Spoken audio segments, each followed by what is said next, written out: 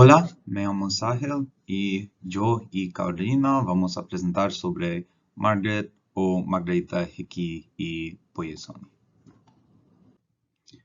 Para entender las obras de Margaret Hickey y todas las escritoras de esta época, necesitamos entender la ilustración y especialmente la ilustración en España, porque la ilustración era un cambio en la mentalidad de la población europea, pero en España era ideas diferentes sobre qué es la ilustración y um, cuáles cosas son de la ilustración en España.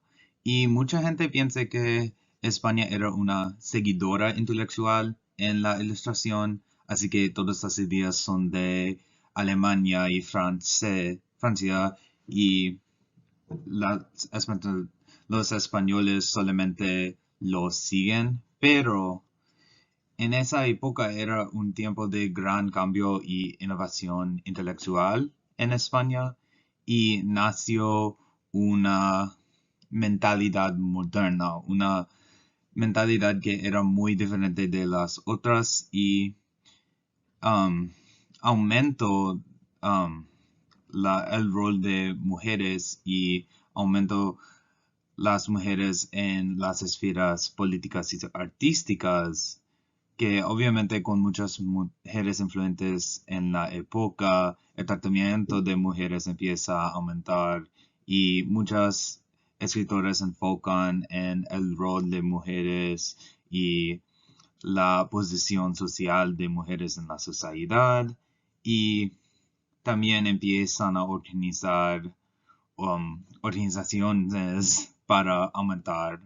sus reglas y rol en sociedad como las justas de damas y otras. Y durante la época hay mucha influencia europeana de Francia, de Italia y también de Irlanda. Para hablar sobre Margaret Hickey y todas las escritoras españolas, necesitamos hablar de clase, porque en España en esa época la clase era muy importante, porque um, hubo las aristócratas, las ricas y los pobres, y la mayoría de la gente eran los pobres.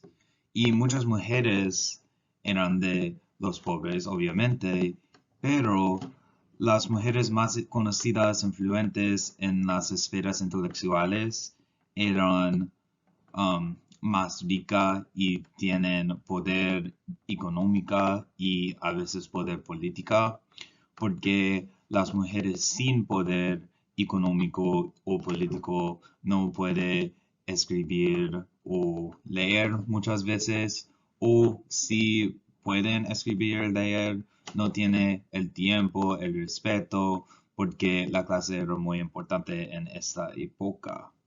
Y para mujeres era muy difícil a tener el respeto intelectual de los hombres sin poder económico porque la patriarca y las ideas sobre mujeres de la época. La, el grupo interesante que voy a hablar de y Margaret Hickey es gente irlandés y eran muchas personas irlandesas en España porque fue a España para escapar persecución religiosa porque Irlanda es católico, pero las Britania y Inglaterra era protestante y por eso muchas personas de Irlanda fue a España para escapar el gobierno protestante. Y un grupo de mujeres influentes de la época eran las autoras hispano-irlandesas y generalmente es porque eran de la clase alta, pero no eran aristócratas y eran alrededor de Madrid. Una otra cosa es que eran bilingües y por eso merecen influencia en translación y traducción. Ok, Margaret Hickey y Polyzoni obviamente era una mujer de la época de la Ilustración en España. Y Margaret Hickey nació en España, pero su padre era irlandés y su madre era italiana, así que tiene las conexiones a Europa y era bilingüe. Y um, específicamente el rol de mujeres, ella obviamente entienda la situación en España y las normas culturales de España sobre las mujeres. Ella trabaja colaborativamente con Philip Deakin y otras intelectuales y escritores de la época y por eso ella obviamente sabe todas las ideas en muchas esferas. Um, Ella escribe sobre sus ideas del amor, la posición social de mujeres, instituciones patriarcas, el amor para mujeres y otros escritores. Y enfoca en la divinidad de mujeres también en ciertos poemas. Y ella es interesante porque echa la culpa de la posición social de mujeres a los hombres, que es muy diferente de otras escritoras como Inez Blake, quien piensa que las mujeres necesitan trabajar para tener el respeto de hombres. Margaret Hickey piensa que los hombres tienen la culpa y necesita arreglarlo. Y es muy interesante. También ella se casó a Juan Antonio Aguirre, pero generalmente ella es crítica de la institución de matrimonio, que es muy interesante a mí. La primera poema que leemos de Margaret Hickey es una décima y se llama décima, pero décima es un estilo español, es muy viejo y es interesante porque algunas líneas riman con dos otras y algunas líneas riman con una otra y es interesante porque el metro puede mostrar un tono diferente, porque las líneas que riman con dos otras tienen más esfuerzo y poder que las líneas que solamente riman con una otra y comunicar ideas más grandes como conserva libre tu mano. Y obviamente el mensaje de la poema es no se case a las mujeres, que es muy interesante porque Margaret Hickey se casó, pero es una crítica, no necesariamente es una regla. Y hay un tema muy interesante en la poema de deidad, divinidad, de mujeres y inhumanidad de los hombres, porque obviamente con las estructuras de poder puede decir que los hombres son inhumanos, obviamente no um, tratan las mujeres muy buenas y um, ella describe un novio o esposo como un insufrible tirano, que es muy interesante. Es muy diferente que Inez Blake, quien tiene que, las mujeres necesitan cambiarse para cambiar su rol.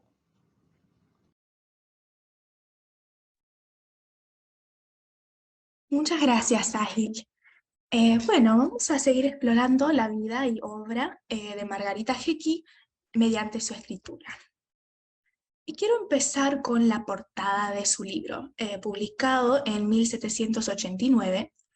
Empezamos el curso con la idea de que es importante considerar los diversos elementos de un texto, ¿no? No solo el texto en sí, sino el paratexto, es decir, un apéndice que acompañe al texto central, ¿no? Entonces, si nos detenemos un poco para ver la portada de este libro, podemos ver cuáles son algunos de los objetivos de la autora. Entonces, el título es bastante largo, ¿no? Pero empieza con poesías varias, sagradas, morales y profanas y amorosas, ¿no? Es interesante el contraste que ella está creando con estas palabras. Por un lado, tiene poesías que exalten lo bueno, lo justo, pero por otro lado tiene poemas, según ella, profanas, ¿no? Me parece que podemos leer esto como un advertimiento de que su libro es complejo, ¿no? Y que hay tensiones, no se pueden simplificar simplemente en una vertiente, ¿no? Sus ideas tienen tensiones.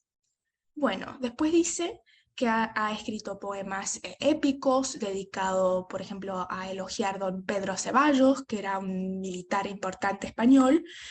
Y otra cosa que quiero resaltar es esta parte acá, em, que ha hecho 3 traducciones del francés y una de ellas es Andrómaca de Racine. Em, este libro era una tragedia neoclásica publicado en 1667, un libro francés. Y además resalta ella que ha escrito algunos discursos sobre el drama. Bueno, esta conexión que está entablando Hickey con el teatro es muy importante. Ella fue, de hecho, la primera escritora española interesada por la traducción de la tragedia neoclásica, según la intelectual Elena Stabler Pérez. Entonces, es decir, que no era común ver traducciones de la tragedia neoclásica. Además, nos explica Stabler Pérez que la actividad de las mujeres en el ámbito de la tragedia neoclásico o neoclásica y en general en el teatro de la época era muy escasa. Entonces vemos que es como que Hickey está remarcando un poco su originalidad y conocimiento del campo de la tragedia y que ella tiene algo importante para aportar. Y después finalmente acá vemos que escribe que las obras son todas de una dama de esta corte. Acá posiblemente esté queriendo probar que ella está como escribiendo desde un marco aceptado social, ¿no? Es alguien de alta sociedad, o por lo menos está en una situación acomodada, y ella es parte de una comunidad cultural e intelectual específica que le permite escribir estas cosas. Bueno, ahora veamos los poemas o algunos de los poemas de su libro. Bueno, antes de leer este soneto, quiero llamar atención a este texto de arriba, en el cual dice que se ha pedido a la autora porfiadamente una definición moral del hombre. Como veremos, este texto es bastante crítico de los hombres, entonces quizás esta introducción haya sido como una táctica para poder hacer una crítica bastante tajante, bajo el pretexto de que otros le pidieron que lo escribiera, ¿no? Bueno, entonces veamos un poco este poema. Dice, es el hombre entre todos los vivientes el que mayor malignidad alcanza. Es decir, los hombres entre todos los seres humanos son los que tienen mayor malignidad, en comparación implícitamente a los hombres, ¿no? Incluso son peores que los animales más fieros y peligrosos, porque dice, excediendo en fiereza y en venganza a los tigres, leones y serpientes. Bueno, y después acá quiero resaltar esta línea. Bueno, dice, son sus torpes deseos más impacientes, los torpes deseos de los hombres, más impacientes, de él la simulación y la mudanza, la traición, el engaño, la acechanza. Entonces, estas características que está escribiendo, está describiendo a los hombres, ¿no? Y vale la pena remarcar que estas son las mismas palabras, como hemos visto con el texto de Hoyes, por ejemplo, que se suelen usar para describir a las mujeres, ¿no? La traición, el engaño. Y es notable que ella esté usando este mismo lenguaje para describir a los hombres, ¿no? Está como desarticulando esa narrativa típica de la época. Bueno, y después acá vuelve al, digamos, el yo poético, ¿no? Dice, de él la loca ambición con que quisiera, la loca ambición de los hombres con el cual ella quisiera dejar y abayazar a sus antojos. Entonces lo que está diciendo es que ella quisiera desarticular estas actitudes, ¿no? Sí, deshacer estas actitudes feas. Todos sus semejantes, si pudiera, este es el hombre, mira sin enojos. Si es que puedes, mortal, tanta quimera, y para tu gobierno abre los ojos. Entonces esta última línea, abre los ojos, me parece que es importante, ¿no? Ella está diciendo que ella ve y ella entiende cuáles son las actitudes que tienen muchos hombres y que ellos mismos tienen que abrir sus ojos, ¿no? Y ver estas actitudes que son malignas, ¿no? Entonces, como está enfatizando su sabiduría y perspicacia, ¿no? Bueno, finalmente me gustaría hablar un poco de este romance heroico.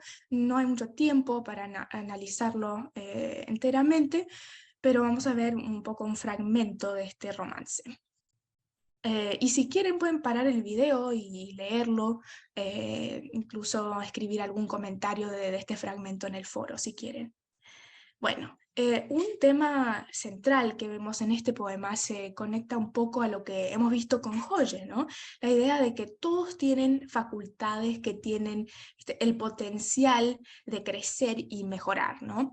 Y que no es el caso de que algunos, específicamente los hombres, nazcan con más inteligencia que las mujeres, ¿no? Es más, si no se dedican las personas a desarrollar el intelecto, si las facultades no las aprovechan, acá lo escribe, em, no van a llevar a un mayor entendimiento o a la sabiduría. Uno tiene que esforzarse y trabajar esa facultad de la inteligencia. Dice que son justamente los hombres que se descuidan, acá lo dice, en esa confianza se descuida, y no se instruyen como deben. Entonces, bueno, vemos de vuelta este discurso de que los hombres no son necesariamente naturalmente superiores. Todo el mundo, incluyendo las mujeres, tienen que trabajar ese intelecto. Bueno, muchas gracias por ver nuestro video y seguimos la discusión en el foro. Hasta luego.